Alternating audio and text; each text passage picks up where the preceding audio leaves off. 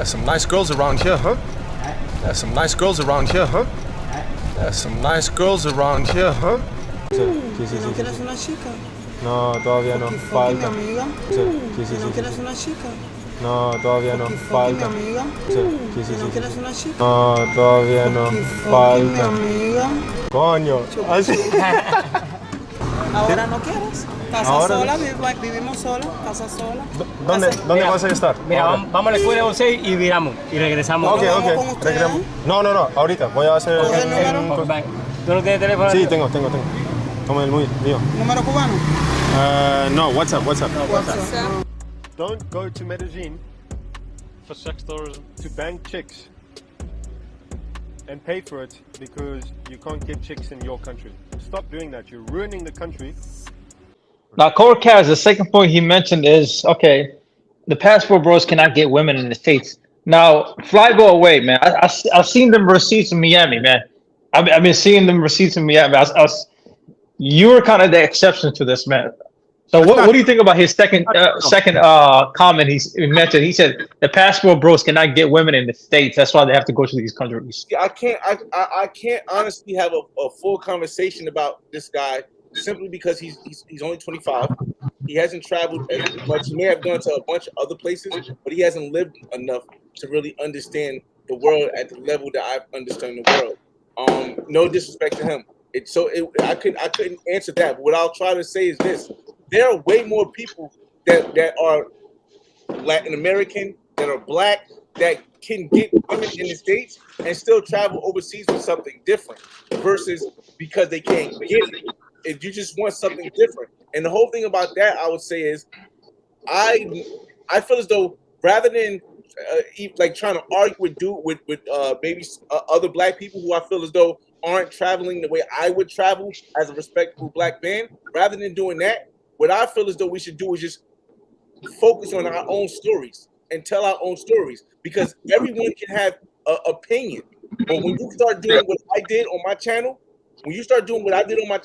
which shows as soon as they go to as soon as somebody says like what Kurt Cass says, they travel overseas and pay for stuff because they can't get nothing, I can open my channel up and I can show you me in Houston. I can show you me in Las Vegas. I can show you me in Atlanta. I can show you me in Miami. I can show you me in New York. I can show you me in New Jersey. I can show you me in California. And you can see how I'm still interacting with the top models that you see every day.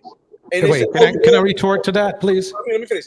Or you can say, they only go overseas because they can't afford to do it in the States. But then you go in the States, you see me and my homies driving Porsches and Lambos and having bottles in every single club because we can do that. But at the same token, it's exploring our options. And I think rather than talking about what other black people are doing wrong, what other passport bros or other travelers are doing wrong, I've only focused on my story. Because at the end of the day, when I'm done, when I'm gone, my story is going to outlive me and prove anybody wrong or a different way than anybody says. Go ahead, George. Well, how old are you? I apologize, DJ Jordan. I apologize for cutting you off real quick. I just want to ask that gentleman, how old are you, sir? I'm 38. Okay. Yeah, you're 38. I mean, go ahead, DJ Torch. Go ahead. So you said he's only 25, right?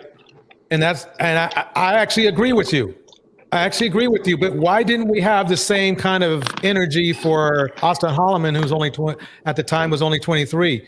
You guys thought he was the best thing since sliced bread and knew everything. Stop there. Okay, not you specifically, but you know the whole group. Secondly, for me, I know the history of black people in the United States. I will never go against a black person. I know the history. Now, I may say certain things that the way that he traveled was different from what I did. I won't say it's better or worse. I'll say it's different because before I traveled internationally, I traveled locally. So I understood that.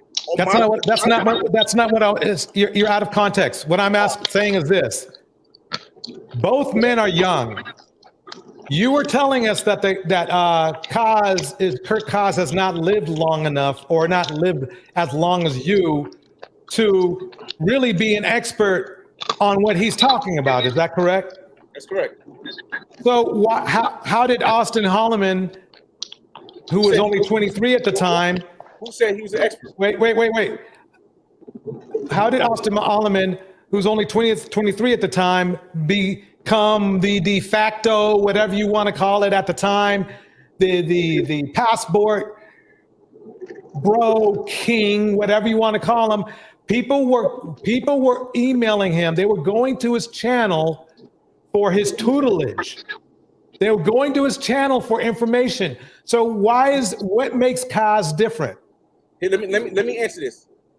There's a difference between great leaders and people who are just known more. People like our people have been taught in the United States to follow people who are known, who are famous, not who are great leaders. So when you say why were people going for his tutelage, it's because he was known more. Why? Okay. Because the way that he goes about doing his channel is more of an emotional touch to the people who are hurting right now. Okay, so let me stop you right there just for 1 second. 1 second. So basically, you're saying he's not an expert. By my standards, no.